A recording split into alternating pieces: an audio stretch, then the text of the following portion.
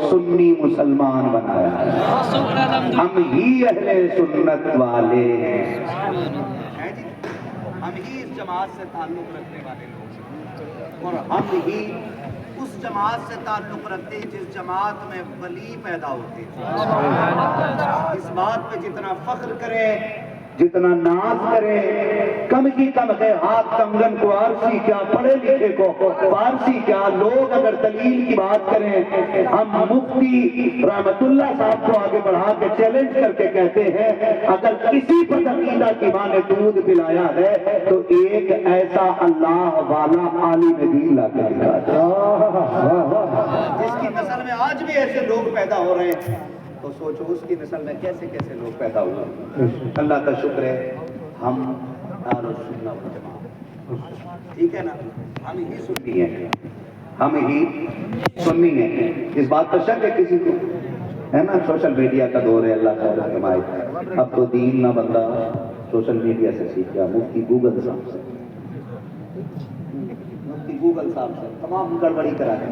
اچھا خاصا پیر سیدھے کر کے نماز پڑھتا تھا، جب سے گوگل صاحب کا مرید ہوا پیر پھیل گئے، ہاتھ اوپر آ گیا۔ کئی لوگ تو یوں کرنے لگے، کہنے لگے دین تو آج سمجھ میں آئے، کس نے سمجھایا؟ کہو ہو اس کی باتوں میں لاجک ہے۔ میں نے کون ہے؟ کہا انجینئر۔ میں نے کہا لانا، اگر دین انجینئر سکھائیں گے تو پھر علماء کیا ٹنکیاں فٹنگ کریں گے؟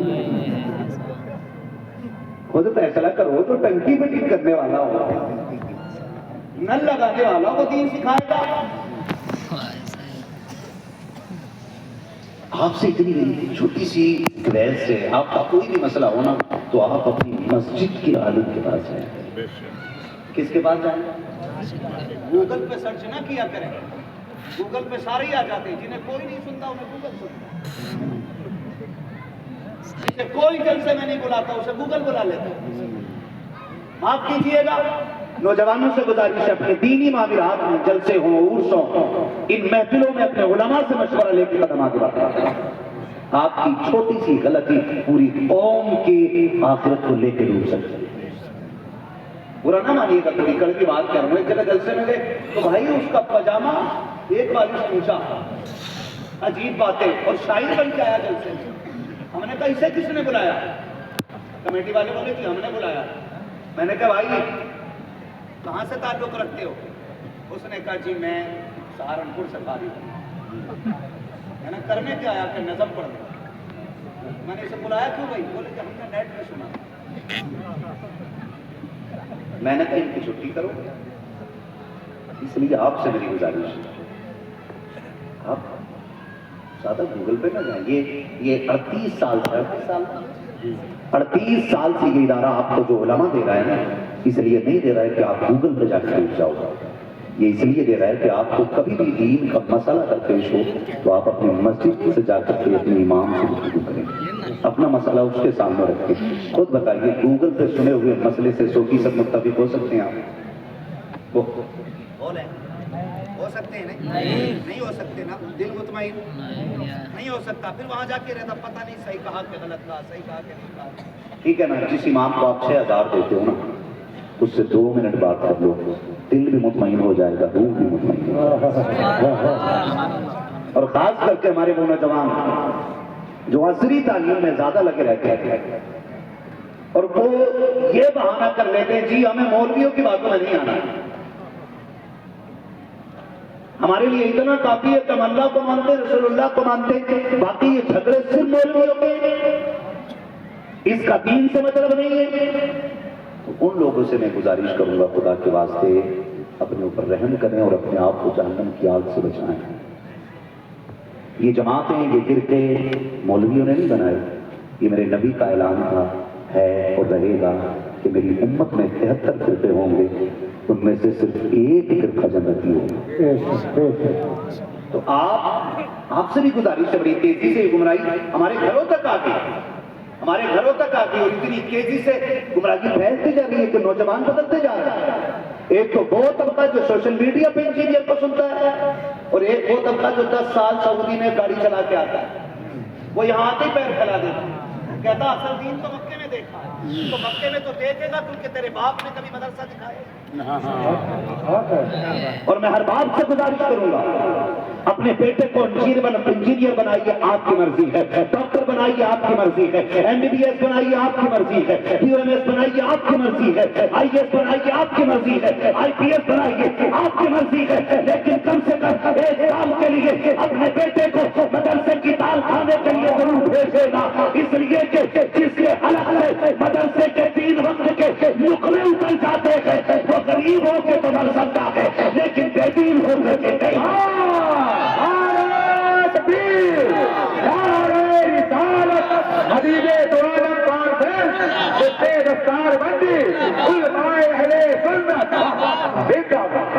آپ کو کیا لگتا ہے کہ مولوی بزنس مین نہیں ہو سکتا؟ بہت خوب، بہت خوب۔ مولوی سروس مین نہیں ہو سکتا؟ اللہ کی عزت کی قسم کھا کے کہتا ہوں جس دن مولوی جج کی کرسی پہ بیٹھے گا نا تو اس دن ظلم کرنے والوں کی قیامت آ جائے گی، قیامت آ جائے گی۔ ہاں میں تو جانتا ہوں جیتی جاگتی مثال ہے ہمارے مالک بھائی، اللہ سلامت رکھے۔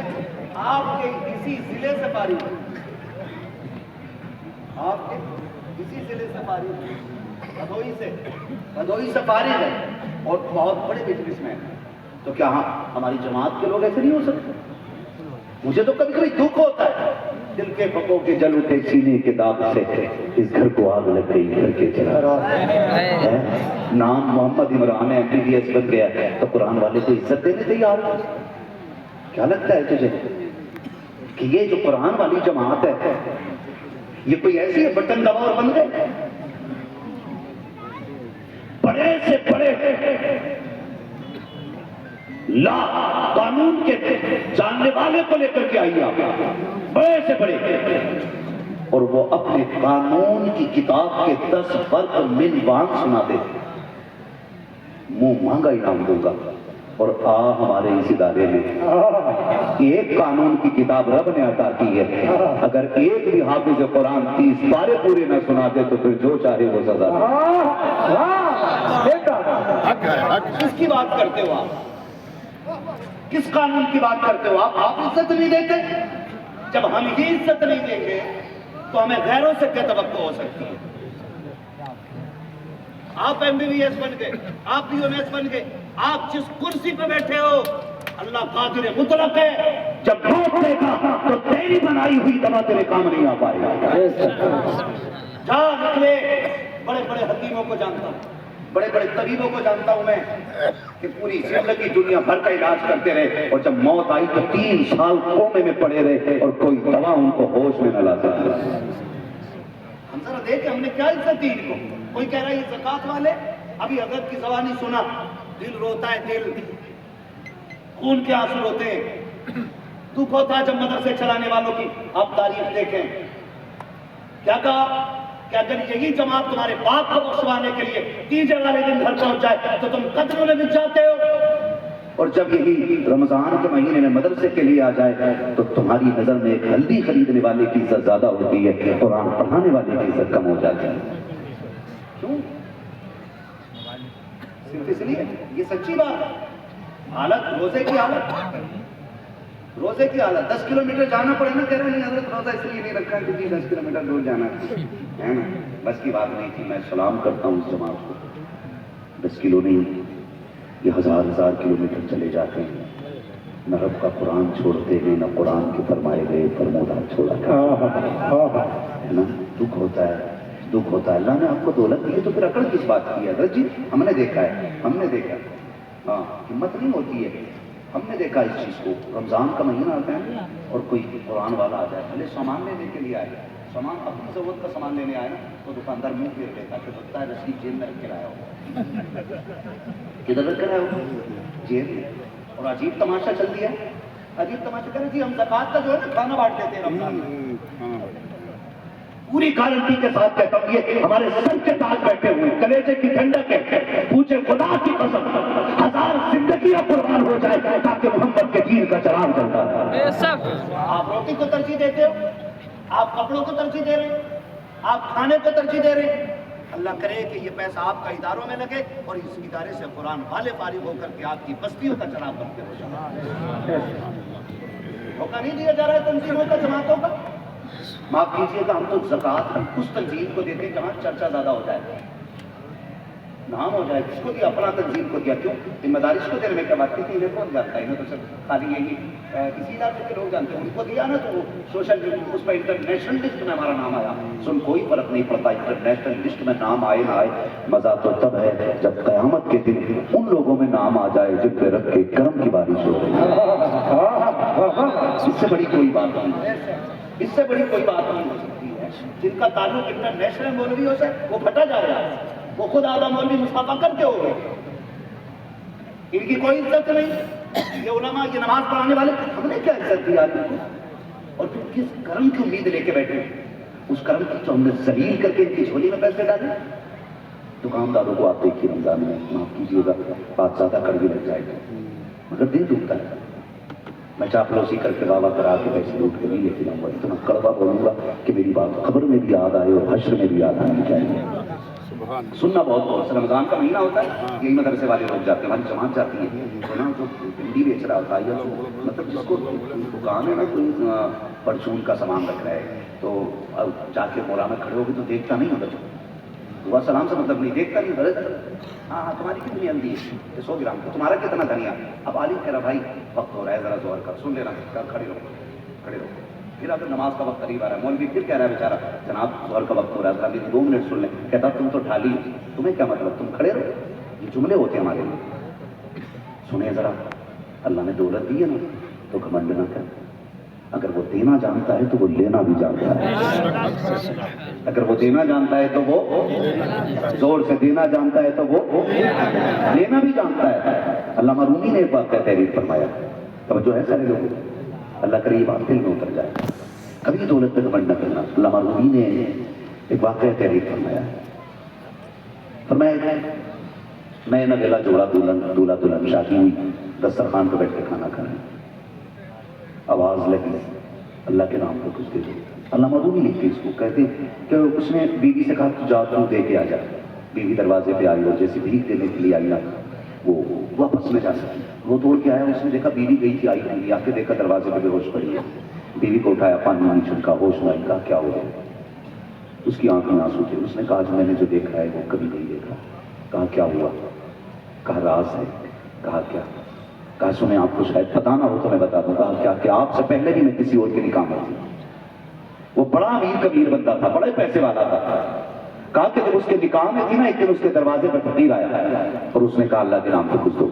وہ باہر نکلا، اس نے ذلیل کیا فقیر کو اور دھکے دے کے بھگا دیا.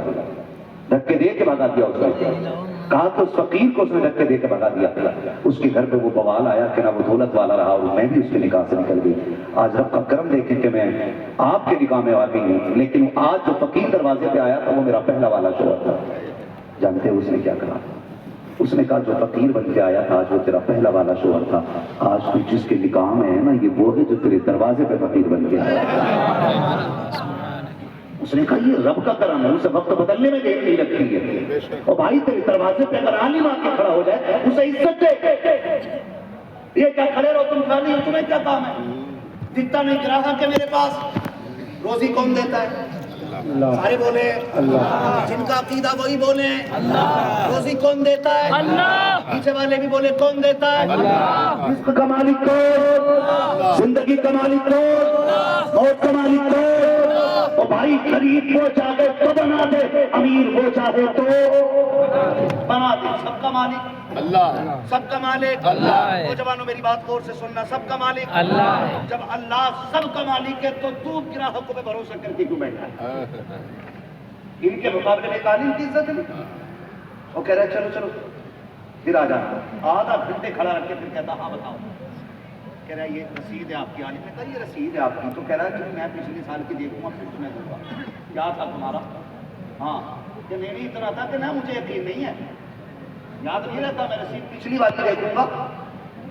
اس کے بعد آپ کو دوں گا غیرت کا شرم آنی چاہیے، غیرت آنی چاہیے، ڈرو اللہ سے۔ جب کسی عالم کے ساتھ اس رویے سے لوگ پیش آتے ہیں، مسیحیت کا نقیب آواز دیتا ہوگا، کہتا ہوش میں آ جا، اپنی گردن سے گھمنڈ کا سریا نکال دے، ورنہ ایسا توڑوں گا کوئی سیدھا کرنے والا نصیب نہیں ہوگا۔ جب کسی عالم کو اہانت کی نگاہ سے، توقیر کے نظریے سے کوئی دیکھتا ہوگا، مسیحیت کا نقیب آپ کو تنبیہ کرتا ہوگا، ہوش میں آ جا، علم والوں کی قدر کر لے، اس دولت میں گھمنڈ نہ کر، زندگی 4 دن کی ہے، ایسا کرام کا بستر پہ کوئی اٹھانے والا نہیں ملے گا۔ ہم نے بڑے بڑے کو دیکھا ہے، جب آخری دن کے آ جاتے ہیں، پیسے والے تو ہوتے ہیں لیکن الگ سے لک میں نہیں اتر سکتے ہیں، دولت والے تو ہو سکتے ہیں، جوس کا ایک قطرہ میدے تک نہیں جا سکتا ہے، رب نے بڑی دولت سے نوازا ہے لیکن اللہ نے تالے لگا دیے ہیں، بیٹا بھی چاہ کے نہیں کھلا سکتا، ماں کتنا بھی پیار کر لے لیکن ایک دھوپ نہیں پلا سکتی ہے، باپ کتنا چاہ کے نار دکھا لے ایک الگ کے اندر لقمہ نہیں ڈال سکتا، جیسی ان کی ممتا ہے، ان کا پیار پالی والا ہے، ڈاکٹر چیز کے کہہ دیتا ہے خبردار ایک دھوپ نہ پلا دینا ورنہ لیور فیل ہو جائے گا، جب آپ کھلانا چاہتے ہو ڈاکٹر کہہ دیتا ہے خبردار ایک دانہ حلق میں نہ چلا جائے ورنہ آپ سے کام کرنا چھوڑ جائیں گی، ایسے کی اللہ تعالی لگا دیتا ہے، پھر کوئی بچانے والا نہیں ہوتا۔